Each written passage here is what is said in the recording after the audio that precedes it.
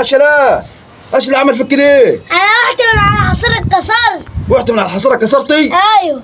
رحت من على الحصيره كيف يا؟ طب اللي انا عارفه الواحد بيقع من على الكنبه بيتكسر، ولا بيقع من على السرير بيتكسر، ولا بيقع من على السلم بيتكسر. انت رحت من على الحصيره كيف يا؟ وح طب وقعت كيف من على الحصيره؟ ما الحصيره في الارض. وقعت كده.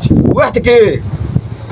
يا وقعت كيف يخرب بيتك يا بعيد ما بتتهدش ايه؟ كنت واقف ايه؟ جيت بقى اعمل كده الدراع اتكسر. وقعت قلتو حد بيعمل على الحصيره بيتكسر؟ ما انا وقعت. يا وقعت كيف يا دي يخرب بيتك وبات ابوك؟ وقعت كيف يا؟ قوم يا كده. ايه؟ ومين اللي جبس لك دراعك كده؟ امك امك دي ما وراش حاجه كده الا وجع القلب. جيت بص كده واحد ازاي؟ وقعت كده قوم عشان دراعك كان هيتكسر يخرب بيتك. ورحت للدكتور يا ايوه. قال لك ايه؟ انا دراعك مكسور. دراعك مكسور؟ عشان وقعت من على الحصيره اتكسر.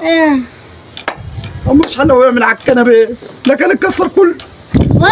واه حاجات. عايز سلامتك يا امير يا ابني، عايز سلامتك.